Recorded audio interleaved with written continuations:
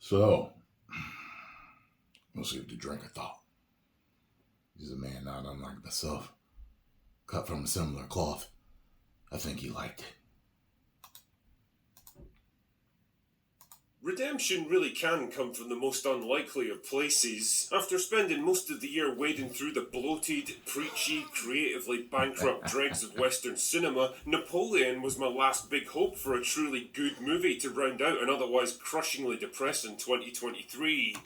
I saw what Nerdrotic posted about Doctor Who. Someone tagged me in it. I was like, oh my God.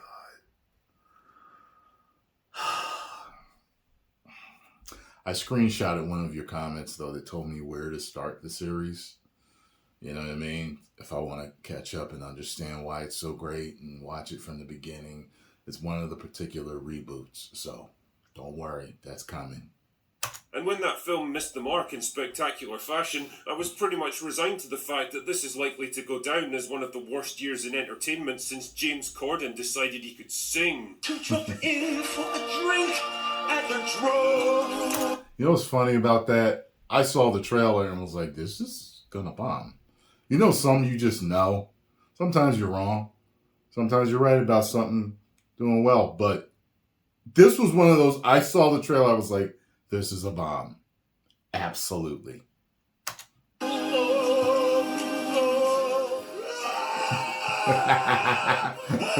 Then along came a low-budget monster movie from Japan that politely introduced itself and said, "Hey, fancy another Godzilla film?" Not really, I thought to myself, after experiencing the cinematic equivalent of a massive child smashing their toys together for 3 entire movies, plus whatever the hell Skull Island was supposed to be. I was thoroughly monstered out by that point. But Not hey, me. It's December, so what else am I going to watch? Aquaman 2?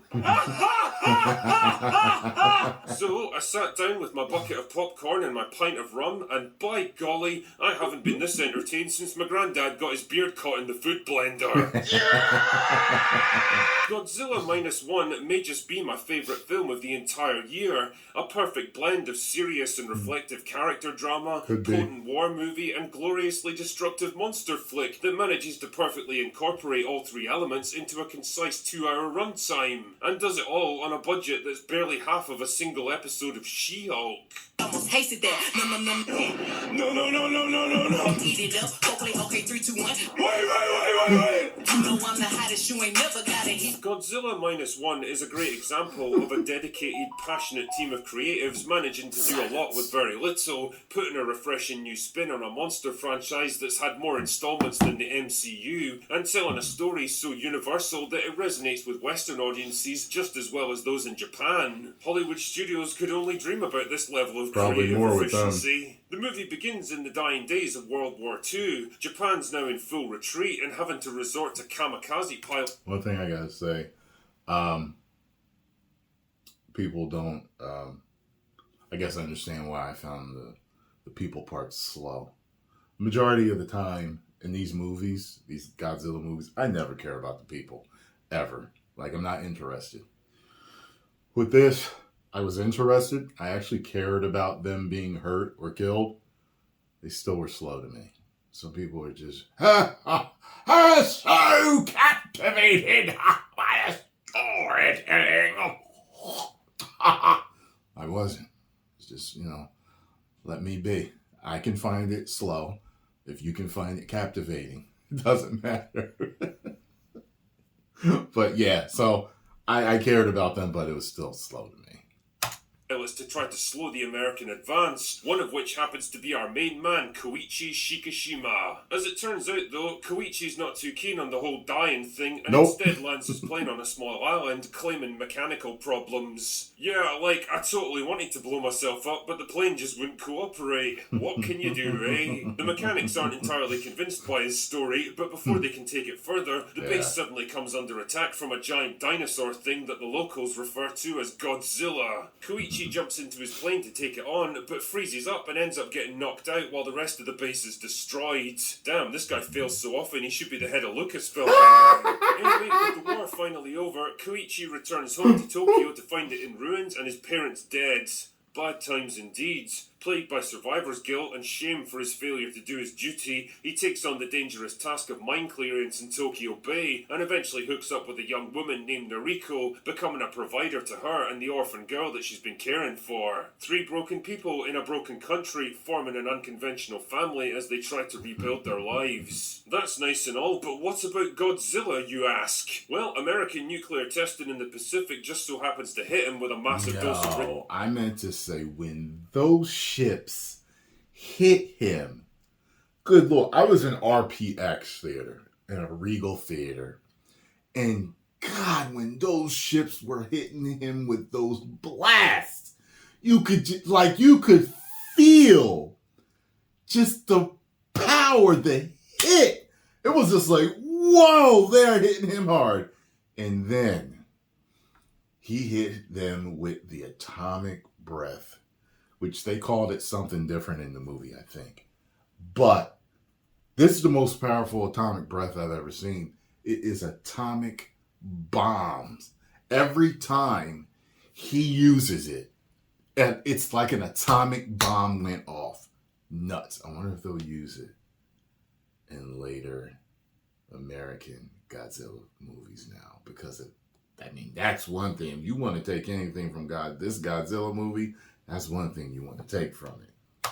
Radiation, turning him from a big angry dinosaur thing into an even bigger and angrier dinosaur thing. Before you know it, he's destroyed a bunch of American warships and he's headed for mainland Japan, and the Americans are like, sorry lads, can't help you with this one, the Russians might get angry at us. Well, come on! You know, I think the Russians would probably understand if a skyscraper-sized lizard was on the loose, flattening cities and sinking entire naval fleets. It really seems like this would be a good opportunity to team up and take it down, but whatever. The point is, Godzilla's on his way to Japan and he needs to be stopped. So Koichi and his crew improvise a weapon out of their minesweeper and manage to damage him, but it's not enough to stop him, and well, much carnage ensues before he finally gets bored and heads back out to sea. For now, at least. Insanity. The question now is how to stop him before he comes back and kills more innocent people. But will Koichi and his ragtag group of soldiers and scientists find a way to put him down for good, or will Japan face annihilation for a second time? The interesting thing about fictional monsters is that they usually reflect the deepest fears and concerns of the culture that invented them. Frankenstein was a reaction to the growing power of science and technology, allowing men to play God with life and death itself. Invasion of the Body Snatchers reflected the 1950s paranoia about communism infiltrating American society. And the 1954 Godzilla offered up a uniquely Japanese perspective on war and nuclear weapons, a country still very much haunted by the shadow of its past and the devastating aftermath of Hiroshima and Nagasaki. It was obviously very potent at the time, but it did make me wonder how well it would translate into 2023. I didn't have to worry though, because Koichi is very much the glue that holds Godzilla's story together. A disgraced soldier struggling with the guilt of not doing his duty, of surviving when his friends gave their lives for their country, of having to live in shame rather than die with honour. His story is pretty much emblematic of what Japan was going through at the time, and by taking the focus away from the specific issue of nuclear weapons and putting it more on the universal cost of war, I think it offers up a perfect balance between the old and the new. Koichi's story runs the full spectrum from shame and guilt to bravery, heroism and redemption. It's a movie about the importance of family, duty, self-sacrifice, and finding a way to move on from failure and loss. Compare compelling themes like this to the bland, sterile, unengaging lumps of nothingness masquerading as human characters that we get over here, and you begin to understand why Western cinema is kind of fucked right now. And it's weird to be talking about this kind of stuff because compelling human drama isn't something I'd normally associate with a Godzilla movie, where the humans are often reduced to screaming civilians getting squashed while Big Lizard goes... or stodgy-looking scientists delivering tedious exposition in dusty-looking briefing rooms, or this guy just staring off into the distance and wondering why he took on such a role in the first place. But Godzilla -1 cracks that magic formula of giving you a core group of interesting characters you're actually invested in, so that when Godzilla starts things up, you genuinely care about whether or not they survive. This, my friends, is what we refer to as dramatic tension. All that being said, the monster scenes are still great fun. There's a kind of epic destruction that you'd expect from a film like this, and plenty of ineffective military engagements with lots of big guns going boom. And good lord, this film may have the most devastatingly powerful atomic breath I've ever witnessed on screen. Also, I could be wrong here since I'm hardly an expert in Godzilla movies, but I think this might be one of the few examples to show Godzilla actually taking a lot of damage compared to the older flicks where he just kind of shrugged off everything from artillery to rocket and missiles. The problem is that no matter how much they damage him, he just kind of regenerates like Wolverine in a matter of minutes. If I had to be super critical about the pacing, I'd say that the second half of the movie can drag slightly at times. Once Godzilla's made his first epic attack, there's a lot of planning and speculating about what to do next, and I feel like it could have done with getting trimmed down a little. The movie wants us to see him as a terrifying threat that has to be stopped at any cost, but if he's absent for so long that you begin to wonder if he'll ever show up again, the urgency of the situation starts to bleed away a little. I mentioned before that this movie was done on a budget of $15 million,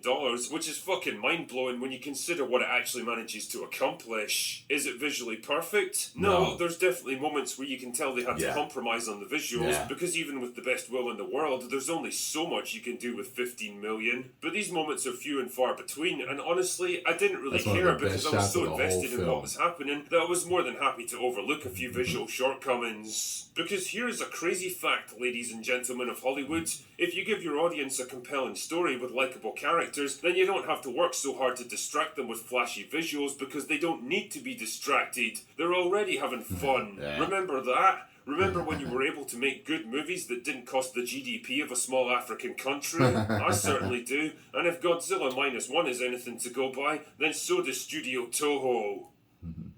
Anyway, that's all I've got for today. Go away now. Yeah, that's what I'm talking about, man. I can't wait till that comes out. Ultra HD, it's bought.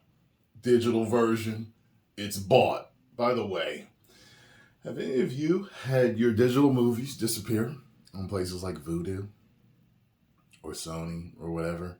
I hear Sony PlayStation, they're having a problem right now. Sony, people are losing their movies. I had a movie I bought from years ago. It's disappeared. I'm like, man, these dudes, I'm like, you need your physical media. Get your physical media, but I'm getting the Blu-ray with the digital code, so I can have both, because I'm not playing that no more. No more. Everything I have, I will have physical media for. But anyway, great review as usual, Drinker. It's always a little bit of a shame when he likes a movie, because we don't get to see him totally destroy it in his comedic manner. But this one was a good movie, good review. Make sure you go see it, because Tyrone Magnus recommends it, and so does the Drinker. Go over there and subscribe. Tell him Tyrone Magnus sent you.